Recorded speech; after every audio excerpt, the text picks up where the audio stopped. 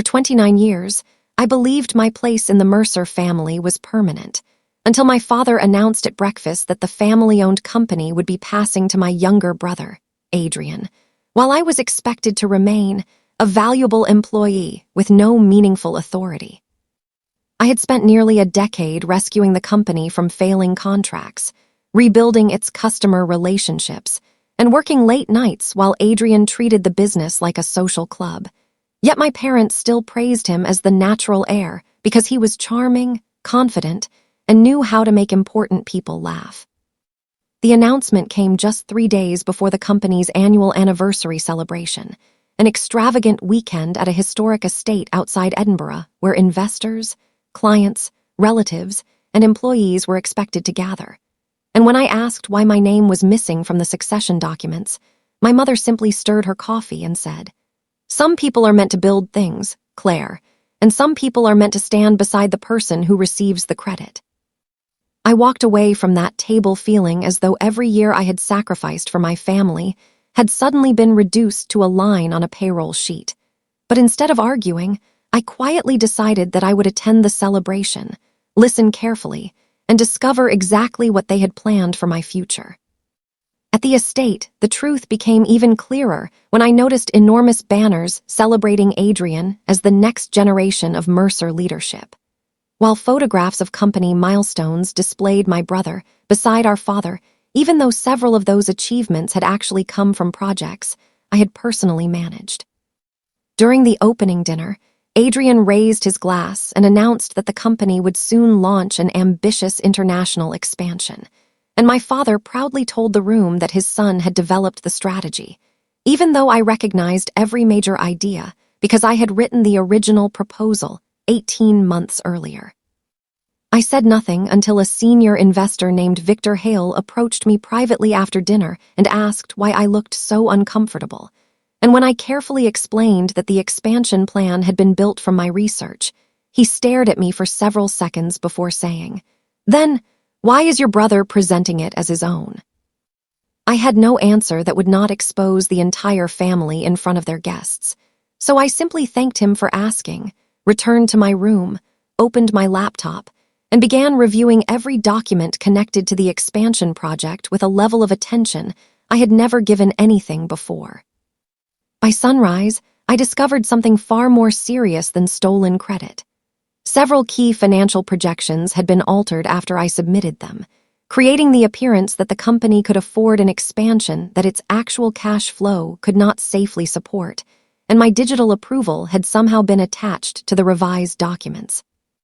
My stomach dropped as I realized that if the project collapsed, my name could be blamed for decisions I had never approved.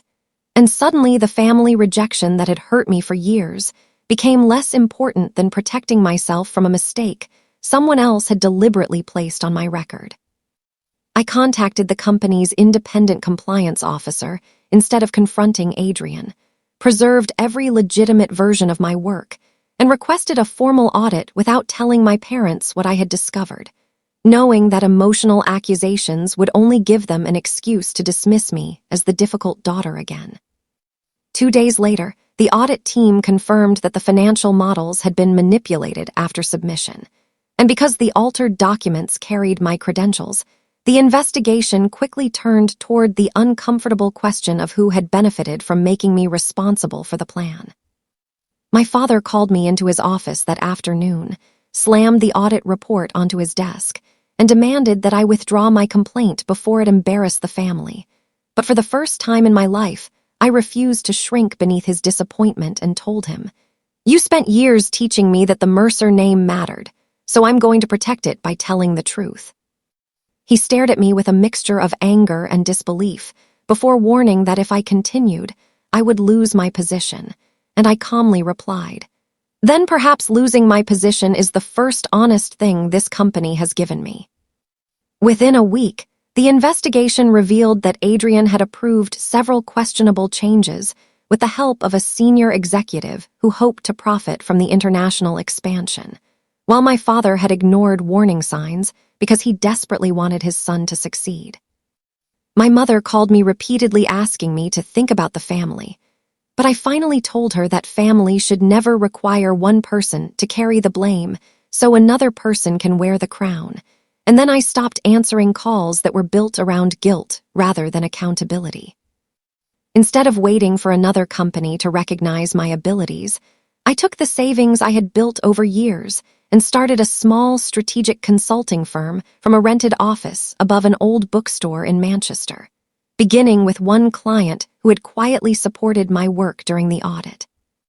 That first contract was modest, but I poured everything I had learned into it, and within months the firm grew from one client to 12, attracting businesses that valued careful planning, transparent leadership, and the kind of persistence I had once wasted trying to impress people who had already decided I was not enough. 6 months later, my company was invited to present a major restructuring proposal to an international investment group. And when I entered the conference room and saw Victor Hale sitting at the center of the table, I realized that the painful conversation at my family's anniversary dinner had become the unexpected doorway to my new life. The proposal was approved that afternoon, giving my firm its largest contract yet, and that evening I received an email from my father saying, "We should talk about coming home."